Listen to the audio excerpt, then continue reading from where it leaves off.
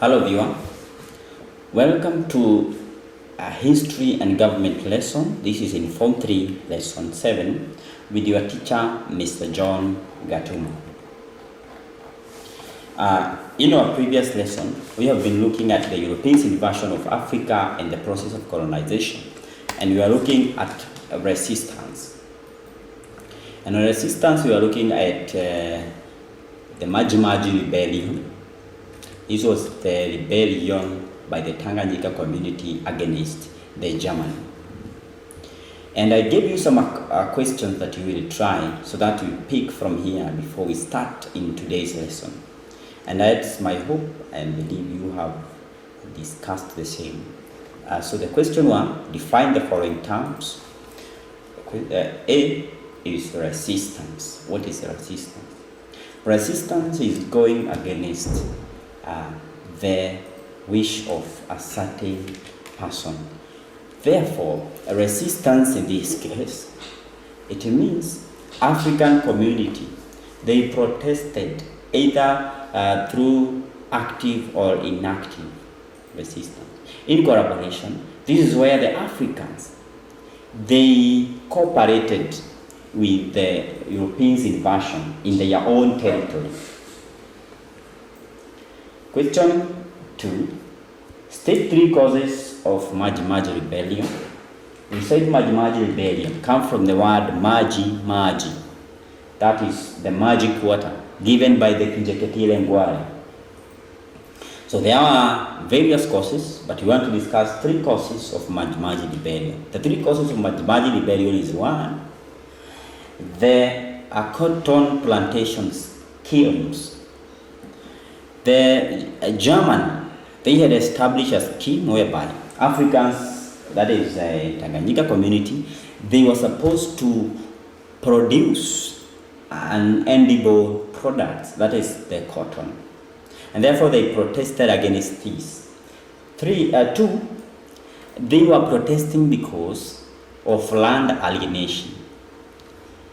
The German, they held alienated Africans, taking all the fertile land and therefore chasing away or pushing Africans in the reserves. 3rd, there was oppressive rule. There was an oppressive rule. They had established a rule whereby that was brutal to Africans, and therefore this was not favorable to Africans. Africans, they had to protest against the German because they had rules such as, the policies such as high taxation. They had employed the indunas or the chiefs to come and work as their agencies, and therefore they protested against them. So those were the answers that I was expecting you to give in these particular questions. So in today's lesson, we shall continue on the same chapter 1 on Europeans' invasion of Africa and the process of colonization. And the subtopic that we're going to deal with is another resistance, another community that resisted, and this is none other than Mandinka resistance. And Mandinka resistance was led by a person that is well known, that is Samori Toure, that existed between 1830 to 1900.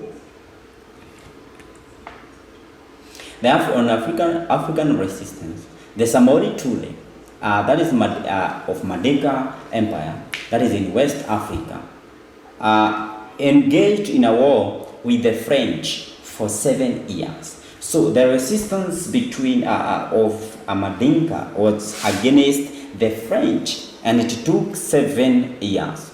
It established, Samori Toure had established a military workshop and employed 300 to 400 men, where they manufactured guns, powder, and repaired rifles.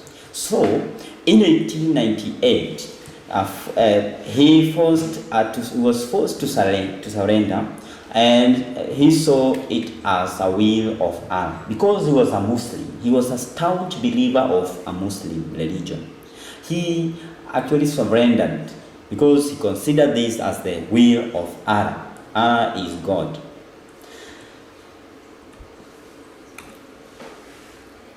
So Mandinka kingdom was the largest empire under the Samori Toure. And he was a professional army, so professionally he was an army, and therefore he was able to resist for 7 years. So he was born about 1830 in a place that is known as the Sanankaro. Sanankaro is southeast of Kankan. Kankan is the present-day Guinea. He had a powerful, disciplined, professional, and trained army in the modern days warfare. So his army, he had organized, being a professionally trained as an army, he had a powerful, disciplined, profession, and also well-trained army in the modern day warfare. Therefore, in any resistance they could give a strong military resistance because the military was well organized and trained.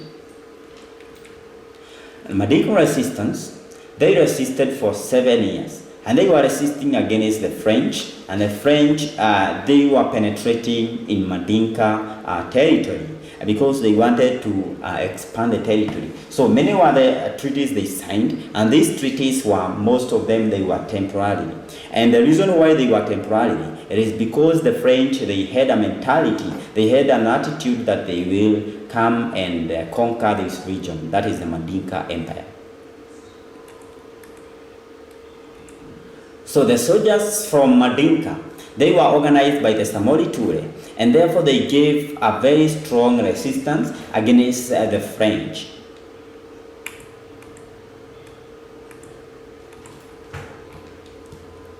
So these armies, they were equipped with the Europeans' guns, because this man, being a trader and also being an army, he was able to acquire the guns from Europe, which were sophisticated ones. And therefore his army, he divided his army into 3 flanks. That is 3 flanks. One, there was a flank that is known as the infantry. Infantry was also known as the Sofa. And the Sofa, they were the army that was acted as a foot soldier. And this was an army between 30,000 men to 35,000 men. Second flank was known as the cavalry, and cavalry was also known as the Sere. The cavalry or the Sere, they were the soldiers on the horseback. They are the one who fought on the back of the horses, and therefore they were used in the war front. And this was the soldier of made up of 3,000 men. Another flank, we had the trained bodyguards. The trained bodyguards was soldiers made up of 500 men, and the bodyguards, they sounded the Samori Toure.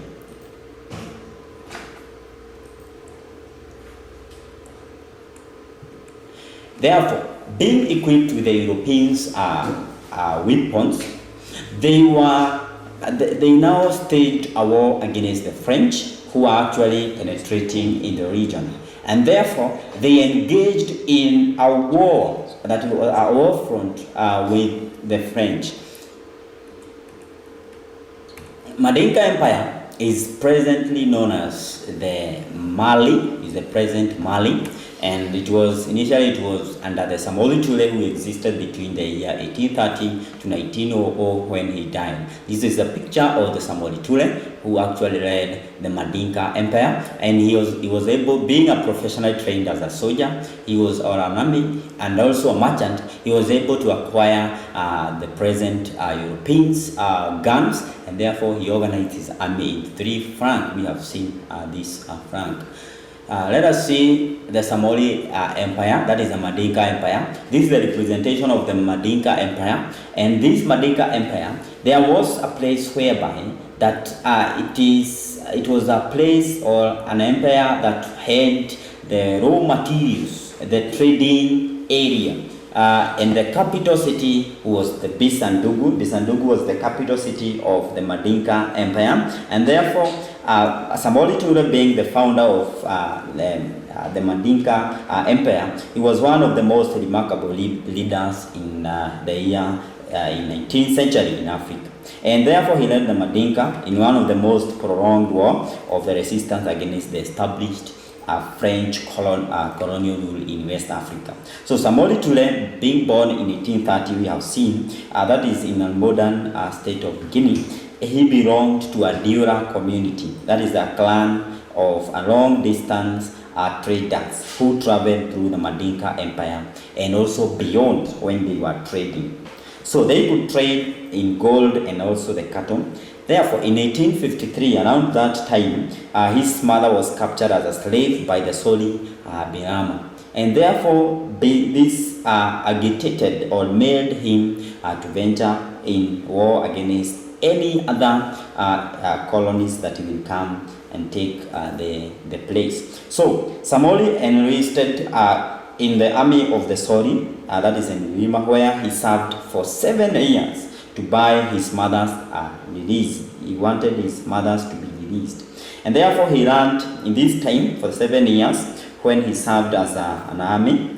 He learned the tactics of the war, and therefore his ambitions henceforth became that of uniting of various Mandinka communities. So his task was actually to protect his empire, that is the Mandinka. And therefore we had the Toure being one of the gold mine. There was a gold mining site. The Toure provided the raw materials for the trade. Among many other states, you can see them in the key of this map. Mandinka Empire, he actually staged a war between the French. The French, they were penetrating this region. They were penetrating, or the French were expanding in the interior along the Senegal region and also Niger rivers. And therefore, in around 1882, the French ordered Samori Toure to pull out the Kenyaland. Kenyaland was a place, a very important trading center, and also Samori Toure refused to move from Kenyaland. Kenyaland was considered to be one of the trading or mining sites whereby Samori Toure could get a lot of lucrative business from here. And therefore he refused to comply with this order of the French community, and therefore during the initial armed clashes, they followed Samori Toure forces. They were heavily defeated, and therefore from there onwards he adopted a more courteous approach, and this is the guerrilla war tactics, whereby he avoided the direct confrontation. Therefore he was able to maneuver and fight against the French for 7 years. So the Mandinka community, which is currently known as the Mali, or the Kumbi Sela, the initial name, the Kumbi Sela.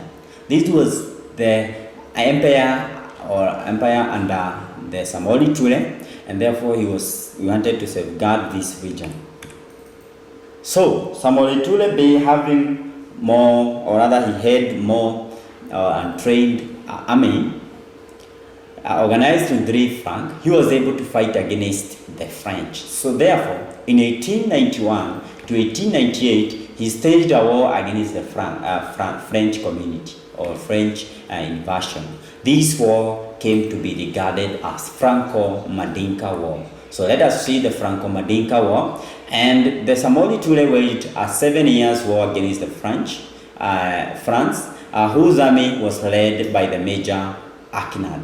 So in 1891, with his improved weaponry and reorganized army, he defeated the French. Remember, initially he had been defeated heavily by the French, but this year in 1891, he improved his weaponry and also reorganized his army to avoid the war or direct confrontation with the French where possible. And therefore, he reorganized his army. By avoiding this, they were able to use the scorched earth policy. They were also able to use what we called the guerrilla war tactics. So, in 1892, the French forces overran the major centers of Mandinka Empire because we say they were expanding towards the Mandinka Empire. And therefore they left leaving death and destruction of their wake. Therefore they were able to stand up and fight against the French. Having a look at the Franco-Mandinka War, this is a war between the French and the Mandinka community under the Samori Toure. So the Samori Toure was able to give the fiercest resistance against the French, and in this type in the war, direct confrontation with the French, the Mandinka community, they were heavily defeated because the French community could use strong and sophisticated weapons compared to those one of Mandinka. So in 1894, the French assembled all their troops in West Sudan, that is the Senegal, Mali, Niger, and other countries. And they assembled all these troops from this region, the Senegal, Mali, and Niger, to fight against one person, that is this Samori, because Samori, we say, being one of the army and also the merchant, he was able to acquire the guns from Europe and also organize, because of his wealth that he had amassed from this trade. He was able to amass and stage a strong resistance against the French. So therefore the French were assisted by other Western Sudanic community, that is the Senegal, Mali, other group of Mali and Niger. This was the disunity, and therefore they fight against Samori. So between 1893 and 1898, Samori's army retreated eastwards towards the Bandama and Como. They resorted to use the scorched earth tactics and destroying every piece of land he evacuated. Remember, initial war between the French and Mandinka, the Samori Toure army was heavily defeated, and therefore he reorganized his war tactics. This time he resorted to use the scorched earth tactics, a scorched earth policy or tactics, and this was a tactic that involved destroying every piece of land they came across. So the peace treaty signed with the French was temporarily. It was temporarily. The peace treaties that were signed, it was temporarily, and since the French were determined to conquer his empire. Mandinka experienced the food shortage due to scorched earth policy. So these were the reasons why that made him to be defeated. As he moved eastward, he lost valuable territory such as the Toure gold mines, hence trade was much affected. So other factors that enabled Samori Toure to resist for long, he was a Muslim. Being a Muslim, we are now looking at the factors that enabled Samori Toure to resist for long, for 7 years. Factors number one, he was a Muslim, and this was an important factor during the jihad. The jihad is the holy war against non-belief. So being a Muslim, this was an important factor during the jihad, and therefore he was able to use this courage to fight against the Christianity, that is the French, who had come to establish Christianity. Factor number two, he was also a former trader, hence he was familiar with the geography, settlement patterns, and economic resources of the region. Being a former trader, being a former merchant, he had a familiar geographical region or picture of this region, and also settlement pattern and economic resources of the region. Therefore, he was able to resist for long. Third, he used diplomacy and negotiation before resorting to war. At first, he did not engage in a direct confrontation with the French, but he started by using diplomacy and negotiation method to resort for peace. And thus, they signed various peace treaties. And therefore, these peace treaties, you will see, they made Samori Toure to fall, because the French, they signed the treaties that were temporary, because they were heavily determined to occupy the Mandinka community.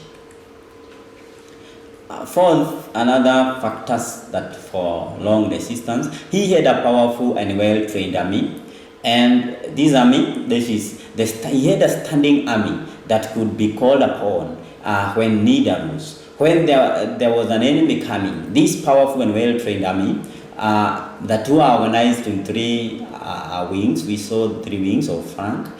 They were able to conquer or to fight for 7 years before they were defeated. Next, that is fifth, he was equipped with modern weapons. He was equipped with modern weapons brought by the European traders. Remember, he had a connection with the other European traders, and therefore he was able to get sophisticated and modern weapons that were used to conquer or to fight the French community. Next, his soldiers were skilled in warfare. They were skilled in modern warfare, and therefore they could fight for 7 years without being defeated, and that's why they started the scorched earth policy. Next, Mandinka used scorched earth policy of destroying crops and villages. So by destroying everything they came across, they destroyed the crops that were used by the French, and therefore they could resist for a long period of time. This was the war. This was the war between the French and the Mandinka. How they fought. Remember, the French they conquered the Mandinka. So these soldiers, despite fighting for 7 years, they had reached a time whereby they were heavily defeated. And what made them to be defeated? They were defeated because of disunity. His African neighbors refused to ally with him because of jealousy and suspicion.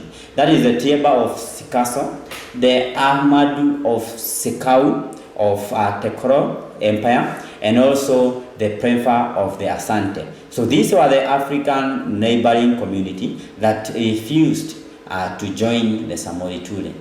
Another reason for their downfall or defeat, Samori's failure to play the British against the French. His request for British protection was turned down, and therefore the British did not give them the support. Another one, there was a great revolt, that is in 1888 to 1890. This weakened the Samori, as it was caused by his policy of forcing the conversion of the Islam. Being an Islam, he wanted his soldiers to become an Islam, and therefore to embrace the Islamic religion, and therefore they refused. They staged a great revolt, and these great revolts weakened the Samori. Therefore, he was defeated. This one, coming to the end of our lesson today, I want to leave you with some assignment that we will try, so that in the next lesson we shall pick from here. You discuss 3 factors that enabled the Samori Toure to resist for long. He resisted for 7 years. So what are these factors that enabled him to resist? So you can always contact us if you have any question at Elimu TV page. That is on Facebook. Now Twitter handle is at Elimu_KE. So I'm glad you are watching Elimu TV. This is your TV where you watch and learn. Stay tuned until we meet in the next lesson. Thank you.